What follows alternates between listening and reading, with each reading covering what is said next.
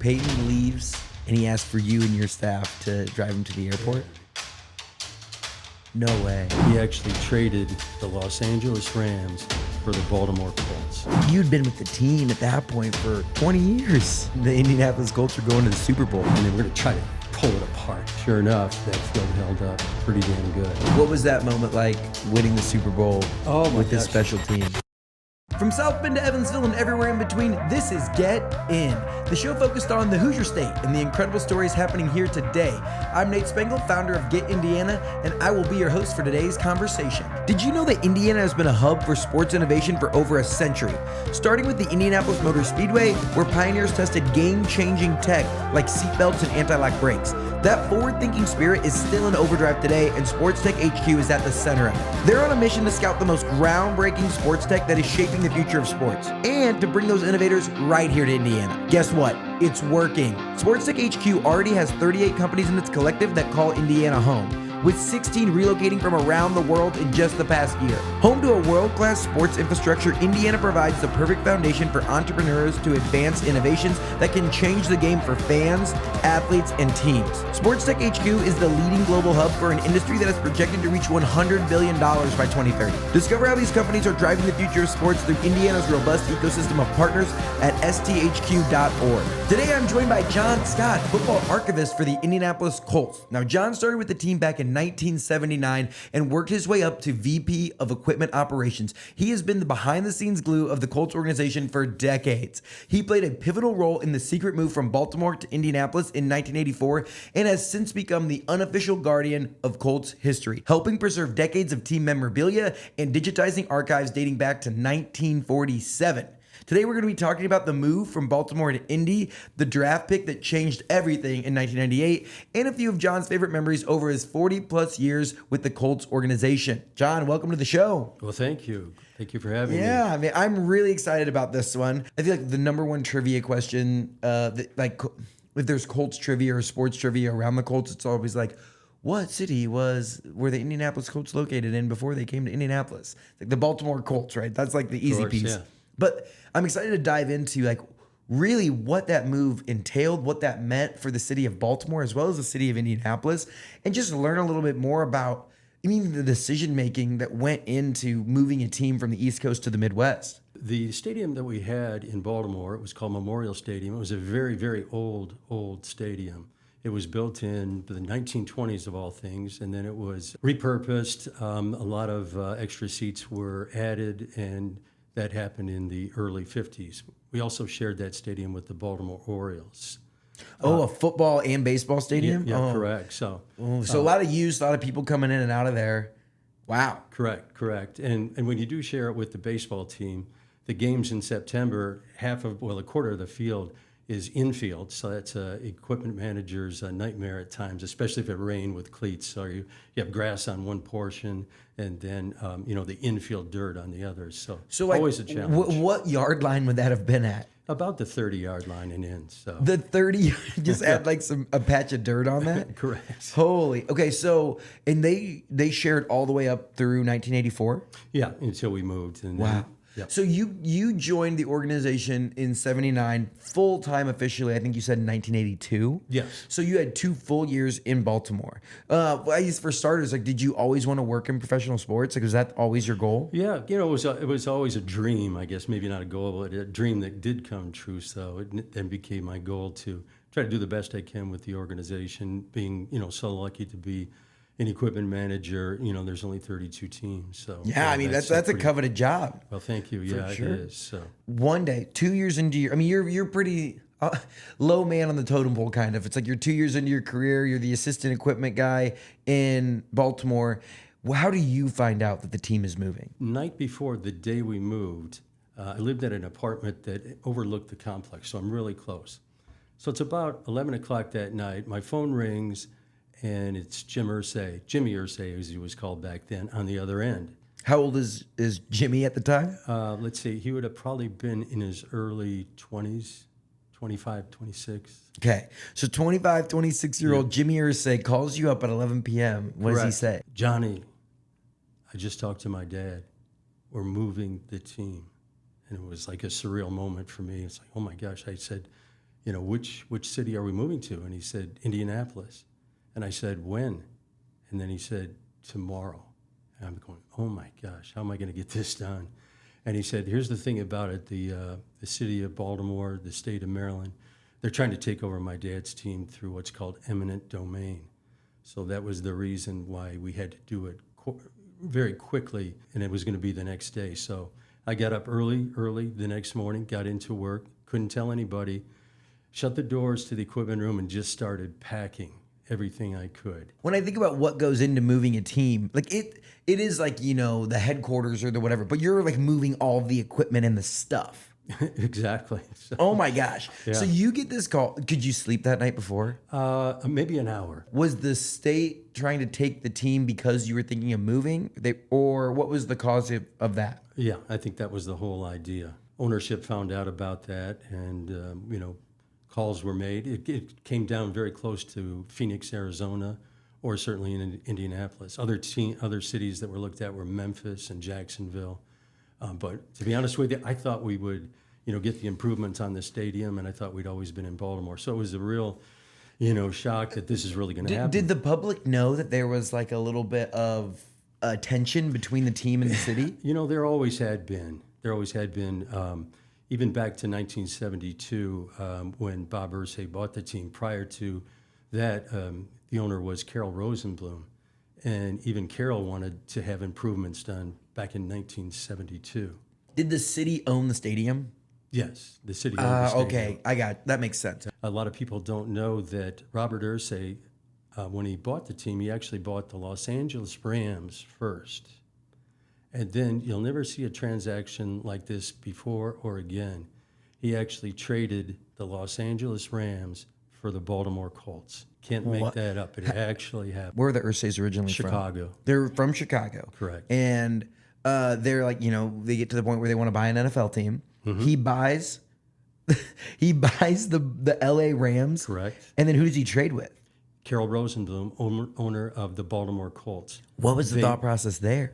Well, Carol Rosenblum, there again, was trying to get out of Baltimore, and he always, loved the Los Angeles area. He was actually from New York. That was Bob Irsay's way of getting a team and, becoming one of those special owners. And they just trade. That's crazy. No players were traded. No coaching staff was traded.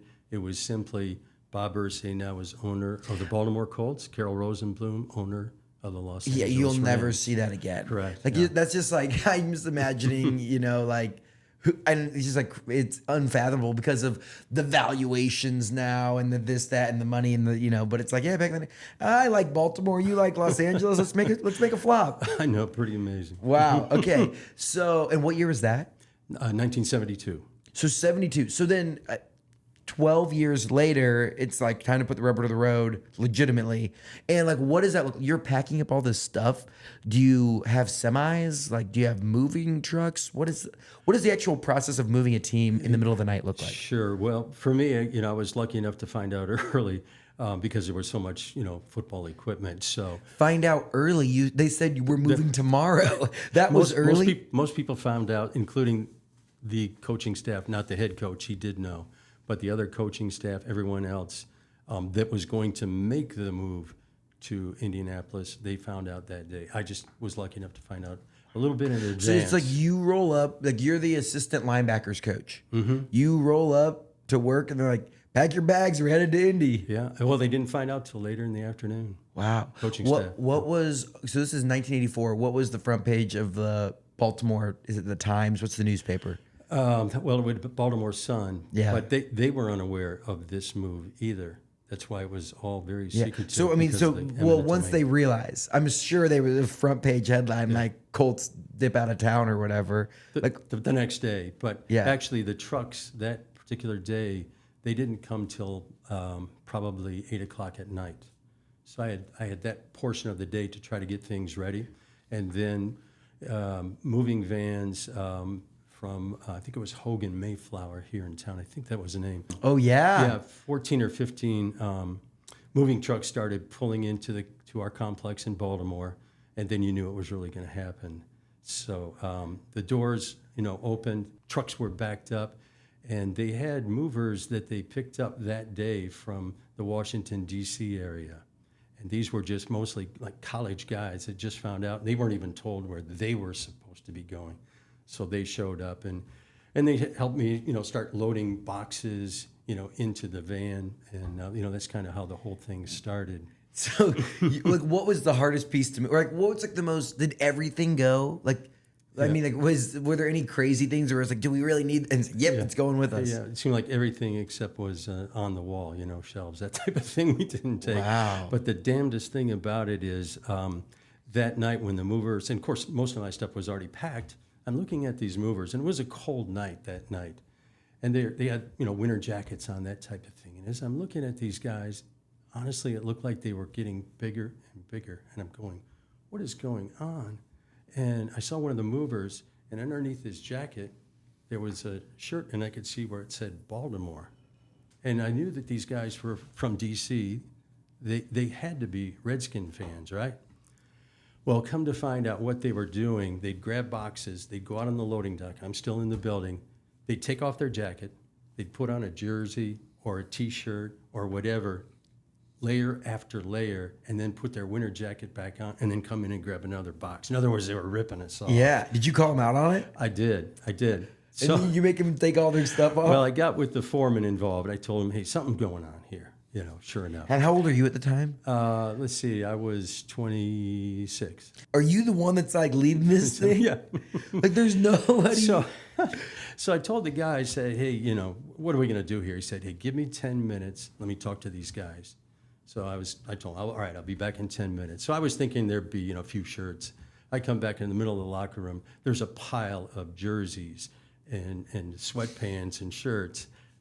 And it was all there. And then they were told, you can't take anything. So after that, I kind of, watched out on the loading dock as well as in the locker room, make sure nothing else happened. Yeah. So. Then do you get in a moving truck there? No. Okay. So they take all the stuff. Correct. And then how long do you have to like? Well, I stayed there until everything in my room was done. I did help the trainers a little bit with some of their things. By now, it's, well into, the next day. It's probably 2 o'clock in the morning. Jim Irsay came downstairs because he was upstairs packing up his office.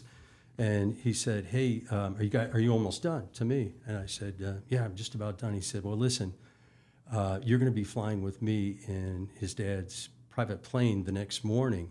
So we need to go and get some sleep. The only problem is I don't want to go back to my house because, there's been death threats and everything else on my family.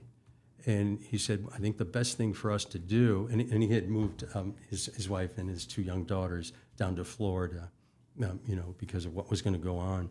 So it was decided that, we'll go to my apartment and sleep that night. So just a sleepover, you and Jim are saying. Well, yeah, and the funny thing about it is, the press, they knew me a little bit, but they certainly knew, the son of the owner. So we're thinking, well, how am I going to get him out of here? Because we're going to have to go through the front door and everything. And Jim hopped in the passenger seat of my car. I threw a blanket over Jimmy, and I proceeded to go outside the gate. Of course, there's, press, there's fans, not happy fans. They're cursing at me and everything. I'm just the equipment guy. They did not know that I have the owner's son next to me here. So we got out of the gate, and sure enough, went back to my apartment, slept for a couple hours, and then got on his dad's plane and landed in Indianapolis. What about like all your stuff at your apartment? Yeah, I had to come back. I didn't. Gosh. I wasn't married at the time, so I didn't have a lot of stuff.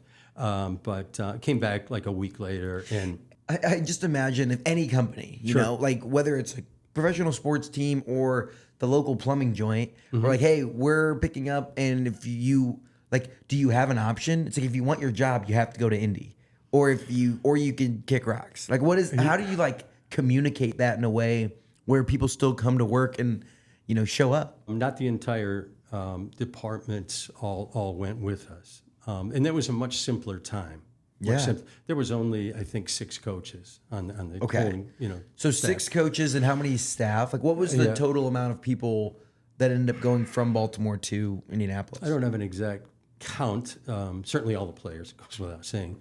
There was probably 20 of us. That's 20, Wow. 25, not very many. Pretty lean team. Yeah, and some of the folks were not going to be a part of the move as well. Yeah. So it was a tough time, seeing some friends that I knew that would not be making the trip. So there was a lot of ticked off fans and some employees. Yeah. They're like, I can't, my kid's a senior in high school here. Like, I can't pick up and move to Indianapolis, Yeah, right.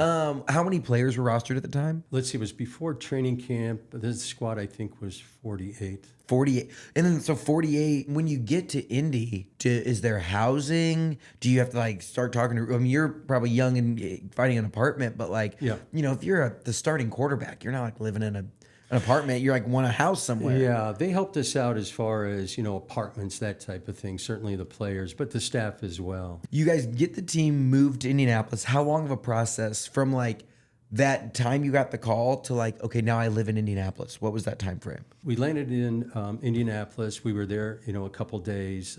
They gave our head coach, Frank Cush, myself, Jim Irsay, a tour of certainly the brand new stadium. It's amazing, the new Hoosier Dome.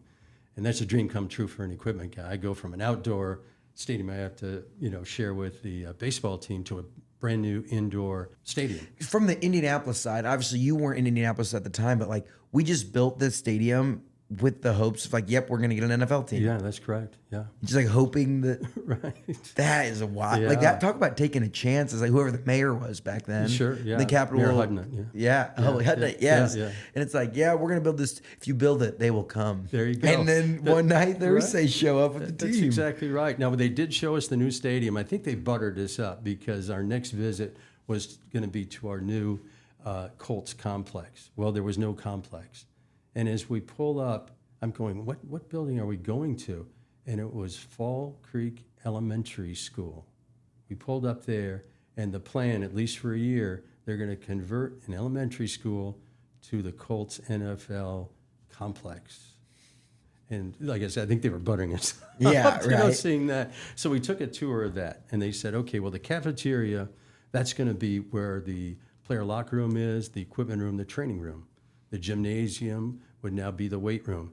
And for meeting rooms, it was all going to be the first and second graders' classrooms. So as I'm walking in seeing this, okay, this is going to be the classroom for the the offensive line. And I peer in, it was just a funny vision. You look in this room, and there's little tiny desks, for these giant, football players. Of course, they get the correct ones, but just the vision, yeah. Like, what are we doing? And so they're taking you around the tour. Mm-hmm. Had you ever been to Indianapolis before? I had not. So, like, what was your immediate thought? And like, I mean, you're kind of just holding on for dear life a little bit, like doing whatever has to be done. I mean, you're a 26, 27-year-old at the time. Like, you're working through your dream of working in the NFL, working with a professional sports team. Sure. But what was your thoughts about picking up your life and moving to Indy? Wasn't married at the time. And I grew up in Michigan, so that's pretty close. East Lansing and Indianapolis are about 4 hours apart. So, I still had friends and everything in that area. Okay, so yeah, and is that where your family was up in East Lansing too? They were. My parents had actually retired. They were actually living in Virginia, close to one of my brothers. So you're in Indy. Mm-hmm. You're getting ready for that. How'd that first season go? It was a struggle. We were a very, very young team. Our first 7 games, we won 2 and lost 5. Oof. And so that's a tough start. And then I do remember our best game that year. The Steelers came in, and they were a pretty good team. And we were down at halftime. We made it close, and now we're with just seconds left. We're hoping for a prayer, and our quarterback Mike Pagel, he rolls out to the right. He throws a pass that definitely should have been intercepted. But the defensive back for the Steelers, he bobbles it up in the air, and it goes to another. It bobbles up in the air like a hot potato. And our wide receiver, Ray Butler, he just catches it in the air, and he goes 54 yards, scores a touchdown. We win the game. So pretty exciting for us, and certainly the fans. That was our first win. End of the season, we were 4-12 though. That's a tough. And I bet people in Baltimore were excited to see the team struggle. It's like they're because it's. I mean, I'm sure they're disappointed. Like, absolutely. I mean, just like in my lifetime, the Rams, like St. Louis, mm-hmm. the city of St. Louis was really upset about losing their NFL team. So that's like the comparison I have. Like, what were the feelings? And I mean, how long had you lived in Baltimore before? Yeah, just those year and a half, 2 years. So 2 years in mm-hmm. Baltimore. But as you like, start to meet people, like, what was the emotion? Like, what were the emotions of the residents of Baltimore? Yeah, it really ticked off. No question about it. If you're going to do it, why do it in the middle of the night? But the eminent domain seemed to me never brought up. But yeah, they were really pretty ticked off, pretty mad. And like, do you know what was being said to the Irsay family? Like, I mean, you sort of talked about like Jimmy and death threats. Yeah, and stuff. yeah. Well, probably can't repeat some of the things gosh, they yeah, said right. about. But time has passed. If you really look at Baltimore, guess where they got their team from? The Cleveland Browns. So the Browns there's like a moved there. whole thing Yeah. of all, like, you mean the Tennessee Titans came from Houston and Correct, blah blah blah. yeah, Like, yeah. there's a lot of this that happen. It doesn't happen quite as much anymore. Well, I Sure. mean, actually, you think of the Oakland going to Vegas and San Diego moving to LA, and I mean that's actually a decent little chunk of teams moving around there. How long did it take for the Colts to get settled in Indianapolis and like feel like, okay, we're kind of hitting our stride? Because I mean, at first it's like, it's kind of like first date, right? Like, how do you become Indianapolis's team? Like, I mean, at the time, sports in Indiana was the Pacers, right? Like, that was about it. Absolutely, yeah. In college basketball, Purdue, IU, Notre Dame. I mean, Oh yeah, because we were probably coming off of, I mean, a bunch of titles from IU, right? Like, we're right around that time. sure, yeah. Great basketball. So how long did it take, to settle in and be like, versus like Baltimore's team that's now here versus like this is our team? I think it probably started in 1987. So 3 years later. Yeah, we went into that season. It was a strike year in that year. They actually brought in replacement players for 3 games. No way. Yeah. Wait. Yeah. So like All the teams did that. Yeah. all the teams brought in replacement players. Yeah, for so 3 just like games. people that like didn't make the team. Correct. In most cases, yeah. There's a movie. So good football players, they're just not good enough to make the squad. So it's like, but they're all like a similar playing field, right? Because they're all backup Sure. players. Yeah, And they yeah. played 3 games with backup players. Correct. Our team went 2-1, which really helped us in that run. If they go on 3, we don't win the division, which we did that year. Okay. So 3 years at 87, the replacement players. So this is like the Ball State backup quarterback like gets a chance in the NFL for 3 games. Maybe in some cases, but most of the guys were just guys that we just made the last cut, and also from other teams. Our scouting staff looked at other teams that let go of their players. So, but they had to get them in a hurry. No doubt about it. And we had one particular player, Mike Pryor, who actually should have made the squad that year. So the other team, the strike ends. They decide they're going to keep Mike Pryor, on the team, and he actually beat out the defensive back who came back. So Mike went from replacement player to starting free safety. Yeah. Ended up playing several more years for us. Played with Green Bay, won a Super Bowl ring there. Quite a career for Mike Pryor. All from the NFL players strike. Correct. Who chooses that? And this is like a little bit of a rabbit hole, but I'm interested. Like, does the Players Association just like, yeah, now we're on strike? We had a similar strike in 1982, but it was a true lockout that first year I was with the Because I'm Colts. just like, imagine you're that defensive back and you're teetering on the, like maybe you're on the team, but like you barely beat out Mike Pryor and like, then you're forced to go on strike and you're like, I don't want to do it. Like maybe you did, maybe you didn't. You're trying to negotiate money. And then you come back and your job gets taken and you're like, what the heck? This strike was a net negative for me. Exactly. Now, there were a couple of players that did go over the line. They did, and one of them being our quarterback, Gary Hogeboom. So, What does go over the line mean? Well, they actually decided, you know what, I'm not going to go on strike. I'm going to come over, which, made a lot of the other players, hey, we're a union, we got to stick together. But it wasn't just our team, other teams had players that crossed the line. Yeah. Oh, I got you. Yes. Okay. So then 1987, you end up winning the division that year. And that was like what maybe solidified or like brought Indianapolis together. I think it was the start Colts. of it. It was the start of it. But then you got to keep going. And that year also, we traded for Eric Dickerson. Jim made the trade for Eric Dickerson, which was, kind of a crazy thing too. When did that like responsibility kind of shift to be more Jim, less Robert? Or like, how did that work? Well, when we moved to Indianapolis, Jim was named the general manager. Okay, I got you. Yeah. Nice. Okay, so that's his first year he was the GM. First year, welcome to the new city, and you have a football team, make it win, and that's. Having said that, Jim always grew up in with the team. His dad bought it when he was 12 years old. He started of all things in the equipment room, picking up jock straps, as he always tells me. And but then he also worked for other parts of the other departments within the organization. Worked in the ticket office, worked in scouting. So he, being the general manager, he'd been around it all his life. So which is cool, especially now you look at it and it's just like it's Jim Irsay, he's the owner of the Colts and all the allure and everything there. It's super cool to see, just like the transition from picking up jock straps to, everything that comes with owning the Colts now. Over the years, right? So you think of 87.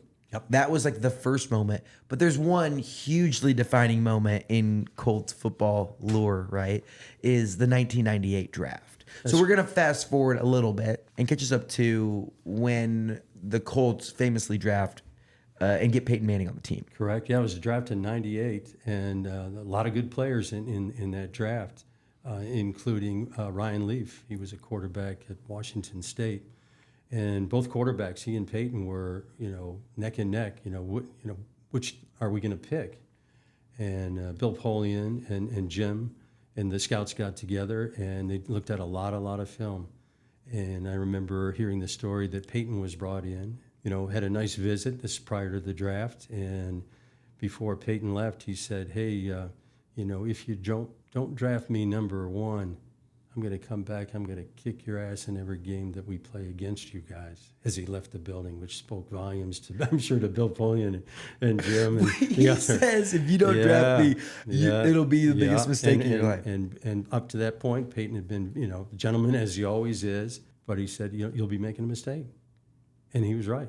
I actually just listened to you because it was Peyton versus Ryan Leaf. Mm-hmm. And like Ryan Leaf obviously has like a tumultuous future that all plays out, but he was the first ever Montanan to get drafted in the first round of the NFL draft. I just saw that stat, which was interesting. Yeah. And so like he went through this whole, because he's cleaning up his life and doing all that stuff, and went through this whole big thing about how there was all that pressure on him too, of like this, and Peyton comes in there and the Colts organization makes a good choice, right? Gets Peyton on the team. That is an iconic saying. He does, and he ends up, coming in and training camps in Terre Haute that year, right? It was actually in Anderson. Oh, in Anderson. Yes, Anderson. Okay. That was our first training camp in Anderson, and we were there. And then a few years after that, we went to Rose-Hulman for a couple of years, and then it was back to Anderson. From the moment that Peyton stepped foot in Indianapolis, what was the team's culture, chemistry like before? What was it like after? Was the entire team on board for Peyton? Like what did that feel like? Yeah, absolutely. There again, the reason you have the number 1 pick overall is you weren't very good the year before. So we were there again, a struggling team. In fact, Peyton's first year, we went 3-13. We only won 3 games. Oof. Now, having said that, the following year, 1999, we went 13-3. What do you think the biggest change from going 3-13 Peyton's first year to 13-3 his second year was? Having a quarterback that we always want. We always had quarterbacks, but we never had an over-the-top special guy like Peyton. It did help out, obviously, in 1999. We drafted Edgerrin James. In addition to that, we already had Marvin Harrison, great NFL Hall of Famer. Maybe you've heard of these people. Yeah. And we had Tarek Glenn, our left tackle. Yeah, and he just got into the Ring of Honor last year. Yeah, that 2 was years Dallas ago? Clark last year, a couple of years ago. Yeah, okay. I feel like in the past 2 seasons, I feel like both of those two made it in the Ring of Honor, something like that, Yes, 2 or 3 years, right, yeah. Which is super cool. Yeah, so you start to put together the pieces from a culture perspective. Whenever I think of Peyton Manning, I just think of like a winning, competitive culture. Mm-hmm. You talk about like being a gentleman, but also a competitor.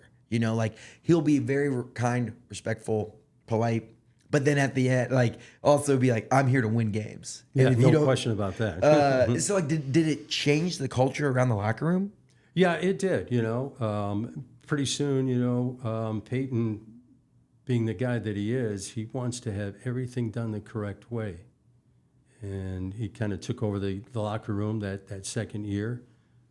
And other players knew, hey, this guy's working his tail off. We better do that as well.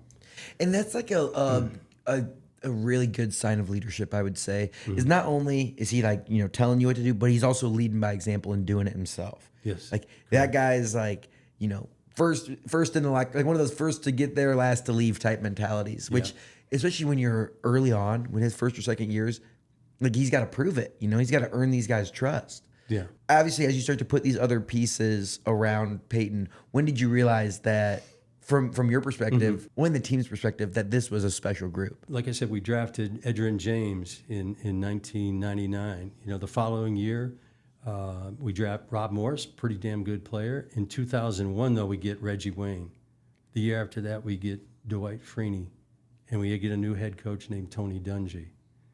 What year is that? And that was 2002. In 2003 draft, we backed that up with Dallas Clark. We now have a tight end and that can do it all. And then followed that up in 2004 with Bob Sanders. And, he just takes over on the defense. And now we've got a lot of the pieces. And the interesting piece about that, I don't know what contract structure looked like there, but it's like Peyton's 98, Edge is 99. But then by the time that 2003, 2004 comes around, you're probably having to re-sign Peyton, and like, so it's like a little bit of you're getting new pieces, but it's like, hey, like it's all going to come together, but you have to be patient. How does that work within an NFL organization of just like keeping people around a team long enough to have success? You try to, keep as many players as you possibly can, but only so much money goes around. Yeah. So we had to make a tough decision in 2005, and 2005 team was a fabulous team. But we had to make the decision in 2006, do we keep Edgerrin James? But apparently if we kept Edgerrin James, we might not be able to keep Freeney or Dallas Clark. But that's hard. Edgerrin James, what a great player. Another Hall of Famer, yeah. Well-liked in the locker room. And that was tough seeing him, sign with Arizona at the time. Yeah. And then we did draft an LSU running back named Joseph Adai, and Joe played damn good for us too. But tough decisions, unfortunately, have to be made. It's just tough because it's a business, like at the end of the day, it's a business, but it's also like fandom and everyone's got an opinion.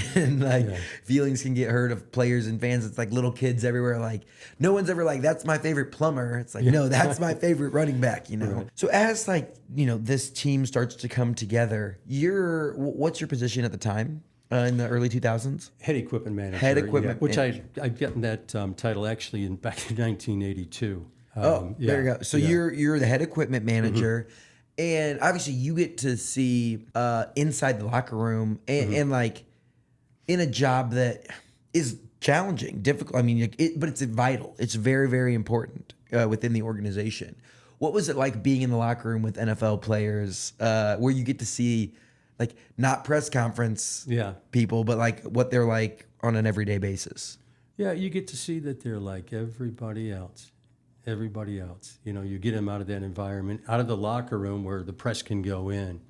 But when they go in the training room, they can be themselves in there. They're in there to get treatment. When they come into our room, it was more of like an area you could just kick back. You're not getting treatment. I had great conversations with those players. And I had a lot of great conversations with Peyton Manning because I was always there early.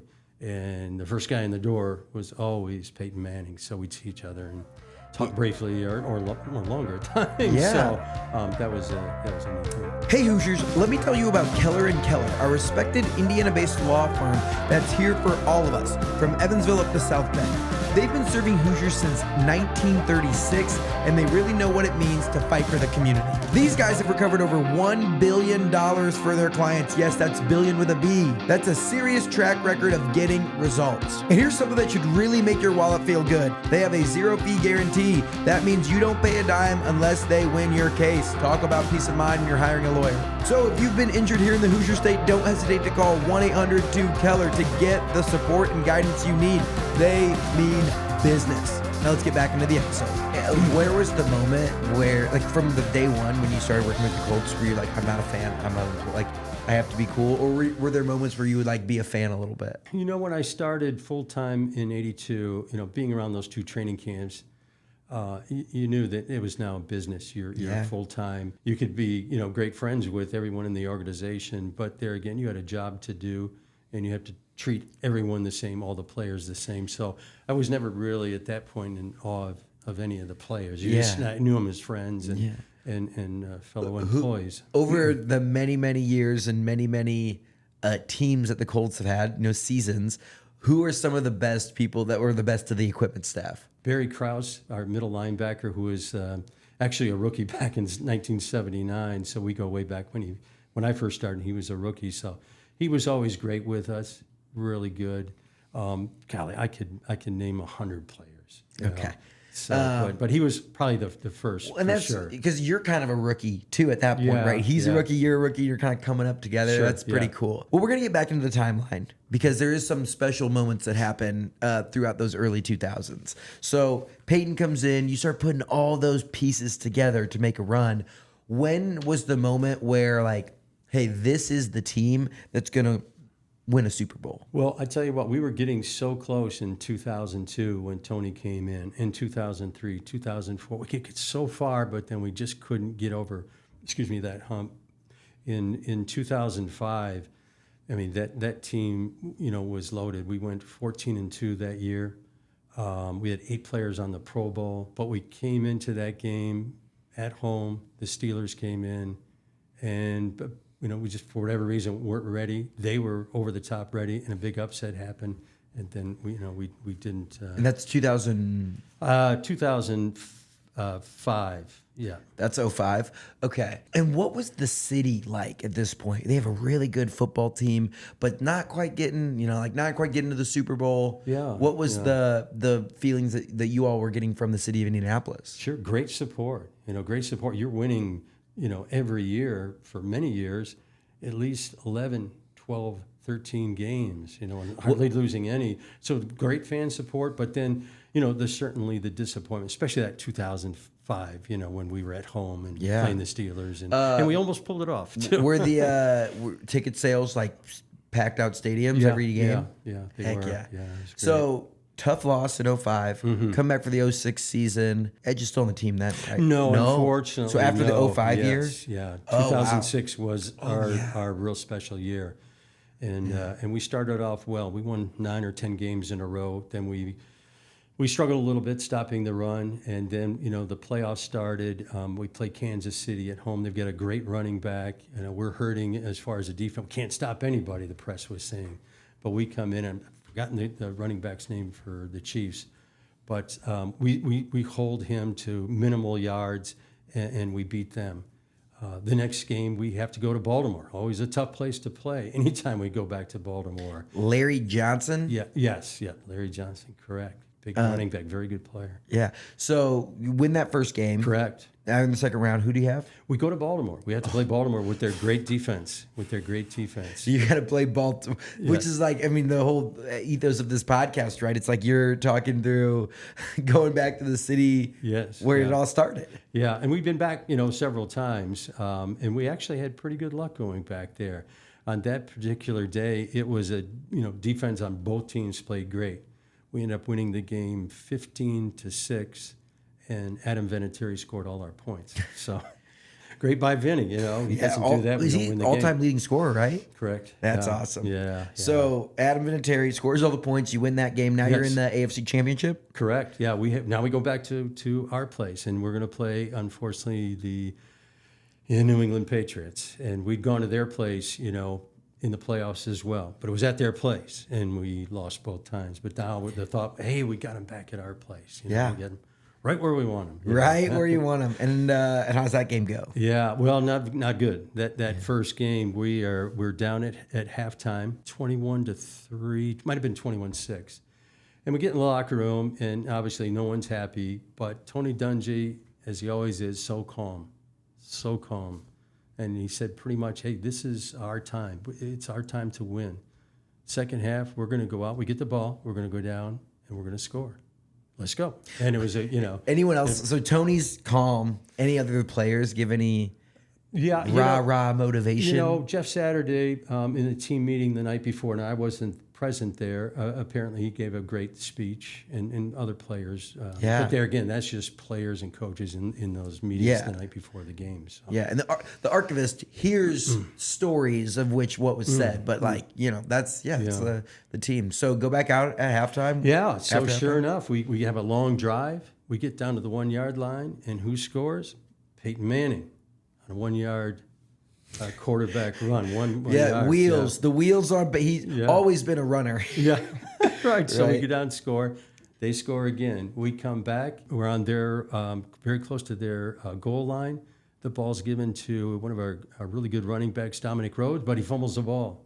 But he fumbles the ball into the end zone, and Jeff Saturday hops on it, and we score a touchdown that way. Yeah. And then later on, it's getting close. Now we go up. Joe Adai, now our new running back, he scores. Now we have to hold them. We haven't been able to do it, but we've got to hold them. And they've got a guy named, I hate even saying his name. No. Tom Brady, of course. Who goes on to be is a legendary Hall of Fame quarterback, it was right? like he heard it so many times. But, at this point, how far into his career is, like, that's pretty early in his career, right? Yeah.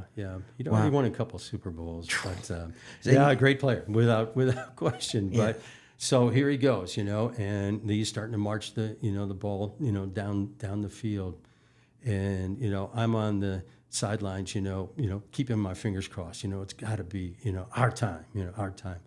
And at the time, for that particular game, I'm married since, been married a long time. My wife, Michelle, and my two daughters, Amber and Brooke, they're in, the stands right behind us. My son, Ian, he's actually a ball boy for that game. Oh, that's pretty cool. I mean, it's like, we got to win this game. You got to be the coolest dad. My gosh, it was something else. And my son, Ian, just happened, as ball boy, you're working both sidelines and the entire area. Just in that particular play, standing right next to me when Marlon Jackson gets that interception. Wow. How did you feel seeing that happen? Everyone's excited, and for me, I'm looking for a yellow flag. I hope there's no, defensive holding or anything, and then there's nothing. It's like, whoa, of course, the emotions flow. The Indianapolis Colts are going to the Super Bowl. That one moment, right, that interception, but it's also the culmination of, like, you'd been with the team at that point for 20 years, right? Yeah. 79 to, over 20 years. Yeah, over 20 years. And in 1995, that was a special year for us, too. We went to the playoffs in 95. We went to San Diego on the road, and they were the AFC champions the year before, and no one had thought we were going to win, but we did. We upset them. The following game, we went to Kansas City. They had not lost a game all year, and in that particular game, that was the coldest game I've ever been in, and we ended up, upsetting the Kansas City Chiefs. And now we go to the AFC Championship game at the Steelers. And we played so close to that game. I thought we had it won a couple of times. It came down to a Hail Mary from Jim Harbaugh and Aaron Bailey, our receiver. It bounces off a few players. It hits him right in the belly as he's falling. All he's got to do is quickly put his hand down. That's easy to say. But it just barely goes out of his grasp, hits the ground.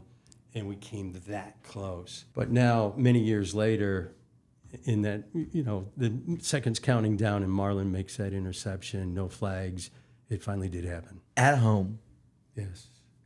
That interception, sending you guys to the Super Bowl. Yeah. What was the locker room like, and what was the city of Indianapolis like after that? Yeah, locker room was crazy, without a doubt, And the city over the top, people are, I'm sure, starting to book rooms. They're going to go down to Miami, and everything. We have 2 weeks to get ready for that game. So our first week, we're practicing, at home, had a lot of good practices. And then the week after that, we have our practices in Miami. From like the equipment staff, like you have to drive a van down. How did your stuff get down there? Well, most of the equipment is on the charter plane. Okay, that's nice. And then some of the time, the trucks are a separate truck is gone with the other trunks, that type of thing. Were you stressing? Because you're getting ready for the Super Bowl, and it's like, were they, like, I'm thinking, like, if a player has a superstition, like he really likes this kind of tape or these whatever. Yeah. It's like we can't forget that because like Marlon really likes this. Right. Well, we do have a big packing slip, and we go over it time and time again, and everything is checked off as it gets on the equipment truck.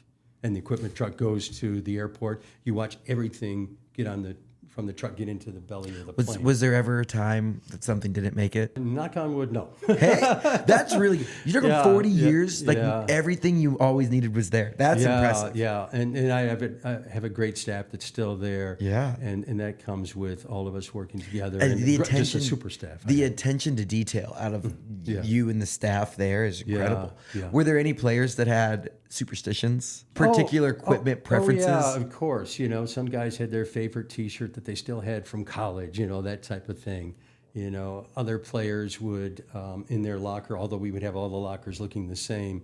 Certain players would, when they got to their locker, they'd take out their jersey, their pants or socks, and actually lay it out on the floor. You know, kind of looking at their uniform. Everyone's a little bit different. You know, Yeah. with that type of thing. You know, they make the little uniform like figure, right? Just like, oh, my they jersey. can look at it. Yeah. Wow. A couple of players have done that. Nice. Yeah. Any other superstitions or just like funny things where it's like, we always had to have Peyton's lucky socks ready to go or whatever. Yeah.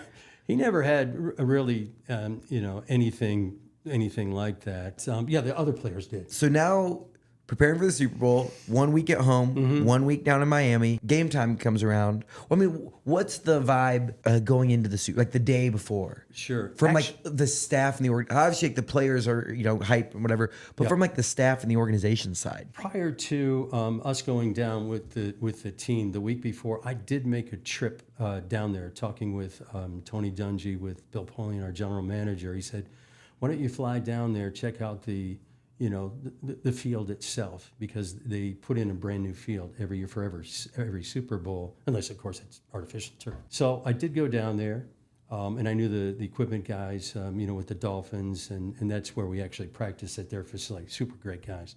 So I went over to the stadium to check out the field, and I happened to meet a gentleman named George Toma, who was he wasn't the Godfather. He was the sod father. He was in charge of the field, and he'd done every Super Bowl up to that point. You met George Toma, the sod father. I did. Great guy. So I'm asking him about the field. How is it? Because our players love to wear what we call speed shoes. It's not, a shoe where you have to screw in the cleats or wear longer cleats because of the surface, or if it was raining or snowing or whatever. And he goes, "Well, let me show you." So he went over to the sideline. He took out this instrument, like a big auger type thing, and he took out a chunk of the sod, about like that. But then I looked at how thick it was, and it was like 4 inches thick. I mean, really thick. So I thought, well, that's going to be a great field. And then I thought to myself, and it never rains on Super Bowl Sunday. Boy, was I wrong. Oh no! And it's a stadium. It's an outdoor stadium, right? Huge sod. And it ends up raining. Yeah, which we were surprised. There again, you pack for everything. You pack for everything. Like it's South Florida, and it's like even if it is, it's like it's not heavy rain, right? It's South Florida in February. Come on, So you did bring original thoughts. Like, did you have like, okay, we're gonna get them in these speed shoes? Yeah. But it's like then with weather conditions, you're like, nope, we got to put them in the full-on cleats. Yeah, anytime we go on a grass game, that's always the case. Even if the forecast is 100% sunny, 0% chance of rain, we always take it just because. Yeah. Because you never know. And it's like the one time, it's like you're like, you know what? It's not going to rain. Yeah. We're in Phoenix. It's not going to rain out here. Leave the cleats at home. We'll just save up some time. Nope. You always bring them. Correct. Which is, that's why you had such a long, distinguished career in this space, is don't take the shortcuts and continue to the attention to meticulous attention to detail, right? Yeah, absolutely. So you get there. When is the call made about switching from speed shoes to cleats? Well, we get there, obviously the next day, pouring down rain, and I go out and I hunt my friend down, George Toma. And I said, "What do you think?" He goes, it's going to be good. I said, "Oh my gosh, are you serious?" Yeah. So he cuts another piece of the turf. He said, "Here, take this in, show your head coach." I said, "Okay, I will." So I got this piece of sod from the sod father. From the sod father. Took it in and got with Coach Dungy along with my equipment staff. And we took it we had a separate bathroom in there for the equipment staff. And we told Tony, he said, kind of watch this. We're going to pour water on it, and then we're going to try to pull it apart. And it wouldn't pull apart. And he goes, "Well, that's good for us, right?" I said, "Yeah." He goes, "Do you think they can wear their speed shoes?" I said, I think they can start out. I think we'll be okay. And sure enough, that field held up pretty damn good. Pretty damn good. Wow. No, I'm not saying it was won or lost because of that, but in the back of players' mind, they're used to wearing those speed shoes. Versus, they're big meat, like those big. Yeah, cleats. yeah. Well, and it's like, I just envision, this is on Super Bowl Sunday, or is this the Saturday before? On Super Bowl Sunday. On Super Bowl Sunday, it's you, Tony and my staff, my great staff. Yeah. So on Super Bowl Sunday, it's you, your staff, and Tony Dungy over a bathroom sink, pouring water on this piece of sod, seeing if the field's going to hold up. Correct. For the Super Bowl, depending on what shoes the players are going to wear. Yeah, yeah. Now, we always had those, 7-stud is what they're called, 7-stud shoes ready on the sideline, ready to go. I think there was a couple of players, that did decide they wanted the longer ones. Hey, that's great. Yeah. Whatever works for that particular player. Yeah. But on that particular day, those shoes worked pretty good. Majority of our guys did. So, and you're on the sideline there, and it does not start out well. If memory serves me on this game, I remember watching it. This is one of the first. I mean, this is 2006. I'm at the time 9 years old. This is like one of the first core football memories that I like really remember. Yeah, and I remember being a Colts fan, and Devin Hester right off the jump like returns that, and I'm just like, oh no, right. But then it all flipped from there. It was like it felt like it was all Colts from what I remember. Again, I'm a little kid, but like I just remember being so sad, and then the punchline is so happy. Well, from the sideline, what everyone coming over after that opening kickoff? It was like, oh my gosh, we didn't, we knew we could do it, but we didn't, think we were going to kick it to them. But that decision was made, and I'm sure if we were going to do it again, that decision would have been different. Yeah, But that first half was close. It was very close. But in the second half, I think we held them to 6 points. And then we got the great interception by Calvin Hayden right in front of our sideline. I don't know how he didn't step out of bounds, but he didn't. And he takes it back 54, 56 yards for a touchdown. And at that point, wow, now we looked like we really had a chance to, to finish the deal, which we did. What was that moment like, winning the Super Bowl with this special team? Yeah, so incredible. And of course, you want to share it with your family. Their whole family's in the stands, of course. So I'm trying to use my cell phone, and the cell phone's not working because it's soaking wet. I was able to use one of the other cell phones from one of my other equipment guys. I was able to call my family. I say, hey, we'll see you soon. So you're on the phone with them. Yeah. As the whole spiel's going on. And then, what was your message to your team at that point? You're the head equipment manager. What do you say to your amazing staff? Oh, what a great job they did, without question. And that my staff, I think, outworked, their staff. I really do. Every time there was a timeout, our guys, it wasn't just 2 guys. It was 4 guys going out there with plastic clear bags that had dry towels in. And then we got with the Dolphins staff, and they had laundry service right there, washers, dryers, or whatever. So they always had towels for us. And I mean, little things like that are real important, and my staff did an outstanding job doing that. Were there other, so you think about dry towels, are there other things you have to take, maybe whether it was a Super Bowl or just throughout the season, where it's like we went above and beyond? Like we were putting in extra work by giving this piece of equipment or doing this thing that like a lot of other teams might maybe not cut the corner, but not go to the lengths that you're willing to go to. For the Super Bowl, you're given X amount of footballs. So on the last 2 practices, we used all those footballs and really got them worked in. You take it a football brand new. It's kickers definitely don't like it, but every quarterback will want a football that's worn in. So we took a lot of pride getting those footballs broken in. How do you break in a football?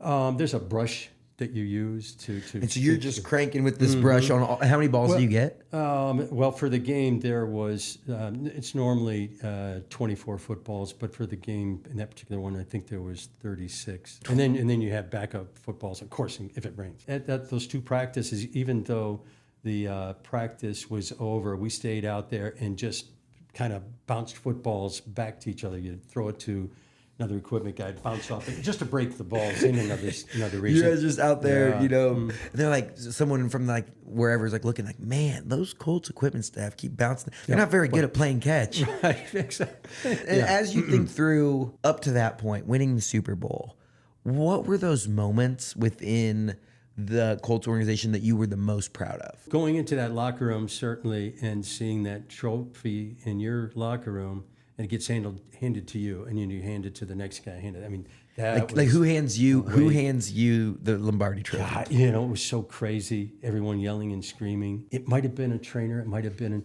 a player. I can't quite remember. I didn't care. I just had it in my hand. You had the Lombardi trophy in your hands. Yeah. You guys had just won a Super Bowl. Oh yeah, kissing the trophy. I mean, you're all over the top happy. Yeah. Yeah. And then we were, so lucky to, bring that trophy home, and you could share it, with your family just for one day, take pictures with it and everything. That's awesome. We were able to do that. Yeah. That's really incredible. Cool. Yeah. Fast forward. I know we've been going. I could literally talk to you forever. This is incredible. We're kind of getting towards the end of the show. You talk about your experience with Peyton Manning. You being a 6 a.m. guy. You're in the facility. Yeah. I mean, everyone again knows how that story ends, and he ends up parting ways. Yes, yeah. What was the feel of the culture of Indianapolis, the city, even after Peyton's departure from the team? Yeah, that was a real tough day, because he came back and had a news conference with Jim, knowing that he was going to be a free agent. But he came back, gave this great speech, to the fans and everyone, tough speech to say. They'd arranged for a limo to take, Pig to the airport. But he said, no, I want the equipment guys taking me. No way. So Peyton leaves the city for the final time, and he forgoes the limousine, and he asks for you and your staff to drive him to the airport. Yeah, pretty special. Oh, that's tough. Oh, without it. Still gets me to this day, And it definitely speaks to him too, of the impact that the staff and everyone had made, and the impact that he made on you guys. Yeah. And it's like you think about 6 a.m.s in there, he's the first one in. Yeah. And then he wants Sean Sullivan and Mike Mays and Brian Seabrooks and Jon Scott to take him on his last road trip.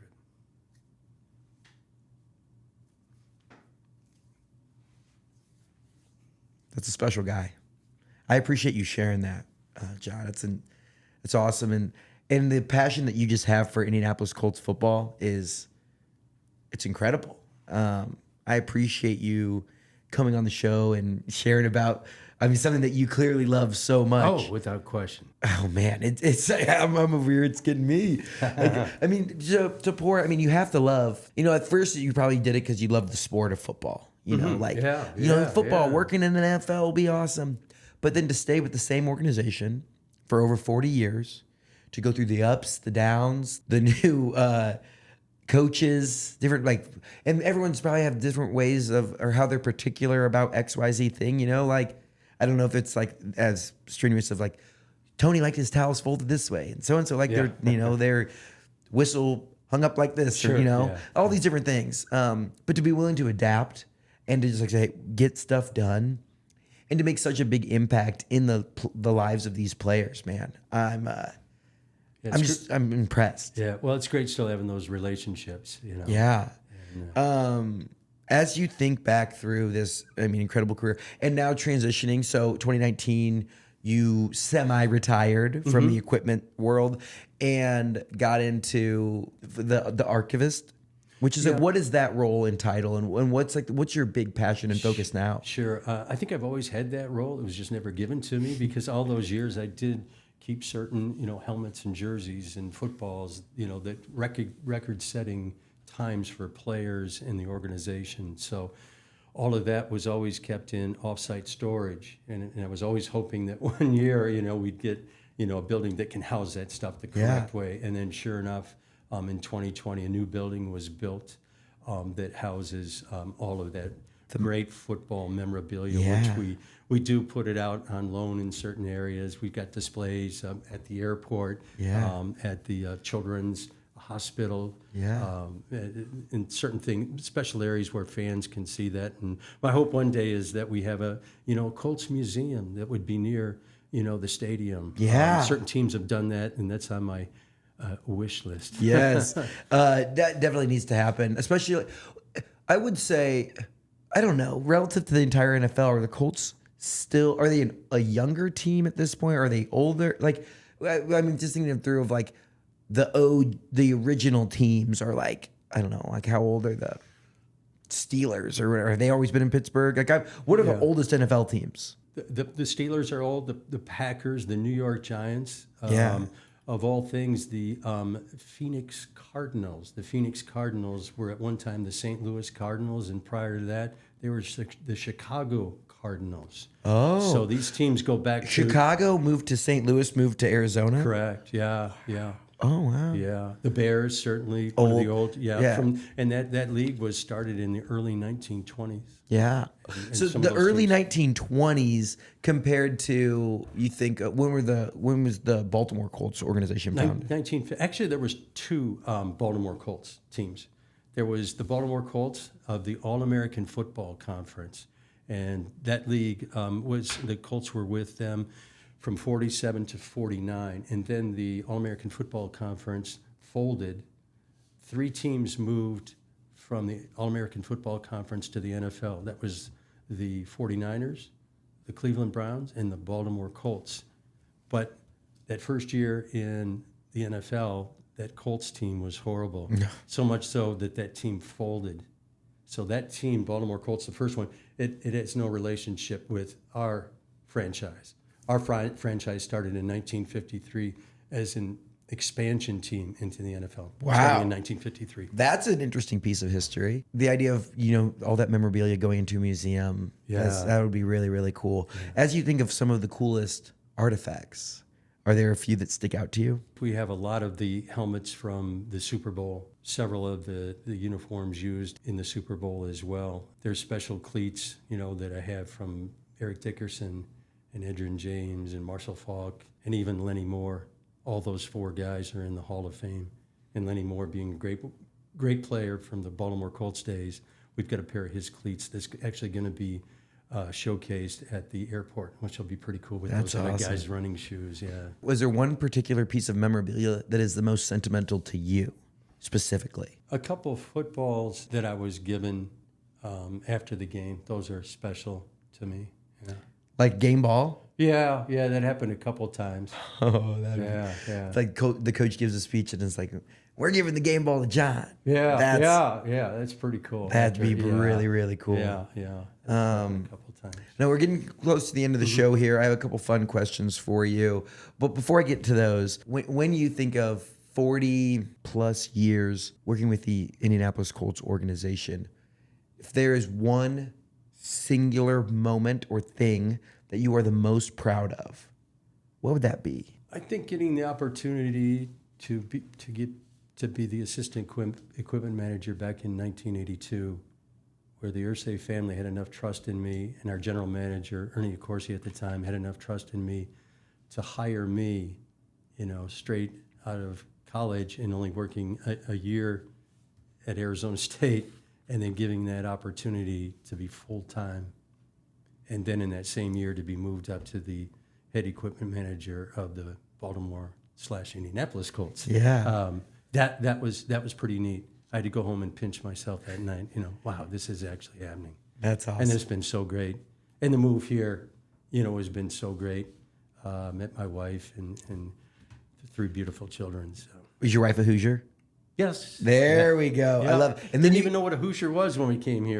But all my kids are Hoosiers, and so's my wife. So. And then you're a Hoosier by choice, right? Come correct. on. Yeah, there you go. Yeah. Well, we have a few segments left here, just like some fun questions. The first one's our Younger Years segment. This question is brought to you by our friends at Or Fellowship. They're a great organization here in Indiana, helping develop young business leaders across the state. So, John, what advice would you give to your 22-year-old self? Go to work every day or school every day and try to be the best person you can be. And one of the old football saying is, get in there and get 1% better in your job or your schoolwork. And you do that and you'll be okay. That's spectacular. Who is the most organized, neat, and particular player from the Colts organization? Probably Marvin Harrison. Marv? Yeah, wow. Probably Marv. Yeah. Neat, His put lockers together. was always neat. And okay. At Lucas Oil Stadium, if you were watching a game, not working a game, watching a game, What's the go-to concession order at Lucas Oil Stadium? Probably the old hot dog with mustard, I think. Hey, you got to have that. yes, sir. Did you have any pregame rituals as the head equipment guy? For home games, I always wanted to be the first one there. I wanted to open up that locker room door. And then a lot of times when I'm the only one there, I'd put on the old famous NFL music. I don't even know if they play that anymore, but you probably know what that is. Yeah, that iconic music was always great. And then on the road, the training staff, equipment staff would always be the first to unlock that door. Yeah. Mm-hmm. Were there, over your many, many years being around NFL locker room, were there ever any memorable pranks pulled on players? Did you ever get roped into any of those? Yeah, I was always a part of some. One particular one where this was at Rose Holman, and where you ate dinner and lunch and breakfast, it overlooked this little pond. And in the middle of that little pond, there was a floating dock you could swim out to. Well, just by chance, one particular player, I won't mention who, but you might be able to guess, he hired some of my ball boys to go out at midnight, swim out there, grab that floating dock, swim it back, and put the golf cart of Bill Polian, our general manager, on that floating dock, swim it back, and don't tell anybody. Well, the next day we come in, and sure enough, I'm looking out there. I go, oh boy, what's going to happen now? Bill's going to be dressed. And, it's floating out there, and everyone's seeing it. Bill comes in, and all of a sudden, I can't find my golf cart. Somebody stole it. And everybody kind of knows what's going on. It was like, oh my God. So, I better have that thing back, in 10 minutes, Of course, we didn't say who did it or who put us up to it. But you might be able to guess. Yeah. What year was this? 2007, 8, something 2007. Like that. Yeah, I think I might be able to guess who did that. He might be in the Hall of Fame, yeah, too. Maybe. Yeah. A little bit of a jokester. Absolutely. Yeah. Did Bill end up seeing it? The golf cart. Yeah. Yes. Oh, yeah. Then he looked out. Everyone else were all eating, and you can't miss it. It's out there, because one of his assistants says, it's out there, and then, of course, he got all red in the face and he stormed out. But now he can laugh about it. 20 years later, 10 years later, whatever it is. I can never, I'm not one to lie, but I always told him I had nothing to do with it. I love it. Hey, that's loyalty right there. Final 3 questions I ask everyone who comes on the show, all about the state of Indiana. And the first one is, what's something the world needs to know about Indiana? Golly, what a great place to live. And I hadn't lived here prior to 1984. What a great state.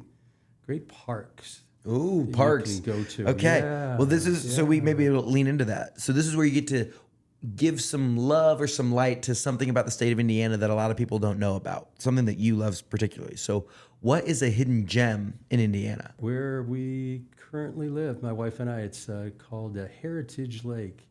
And it's west of Avon. Yeah. And it's a private lake out there. And we're lucky enough to have our house sitting right on the water there, which we love to fish, we love to water ski and tube and have a lot of fun out there. So that's not a lot of people know about that. I think my my college football coach lived out there, Coach Lynch. Yes, he does. I think he would always talk about how great, how Heritage Lake was. Yeah, that's a good spot. Yeah, we love it. We love it. Final question. This is where you get to share the love with someone that we need to know about. So. Who is a Hoosier that we need to keep on our radar? Someone who's doing big things. The people that work at the Children's Hospital. Yeah, they're doing great stuff. Mm-hmm. Oh my gosh, I love that. I do have to ask one final football question as we wrap up here. Daniel Jones came to town. How's that transition process been for him coming from New York to Indianapolis? Yeah, I'd like to answer that question, but now I'm no longer in the equipment room. I certainly go in there often, but I haven't had the chance to meet him. So, a great player coming in, and we already have great, players at that position too. Tons of great players. It'll be great. I just always love the culture piece where people coming from New York City and then they get to Indianapolis and they're like, oh, this isn't just corn. I always love less about the football piece. Obviously I love football, but less about how the locker room runs or whatever. But it's oh wow, now I I went from the biggest city in the country to Indianapolis, so definitely not the same population. But I always love to get the feedback of, oh man, like I drive places now versus doing whatever. I don't know how you get around New York, but sure. Yeah. John, appreciate you coming on. Well, thank you for having me. Yeah, thank you so much for sharing. I mean, oh my gosh, from the move from Baltimore to Indianapolis to the crazy fun years of Peyton Manning to obviously him in his departure from the organization, wrapping up. I mean, the future of memorabilia and the great work that you're doing, as the Archivist and helping preserve these great pieces of football history. Appreciate you. Keep up the good work, and we'll talk soon, all right? Great. Thank you for having me. It was fun. Thank you for listening to this episode of Get In. If you like what you heard, make sure you leave us a review wherever you listen to podcasts. This show is made possible by our friends up at Sweetwater. Whether you're looking to start a podcast or take your content to the next level, click the link in the description to see all of my gear recommendations at sweetwater.com. If you want a behind-the-scenes look at everything we're doing across the state, make sure you follow me on Instagram and TikTok at Nate Spangle. Thank you so much for listening and being part of what makes the Hoosier State great. We'll see you next time here on Get In.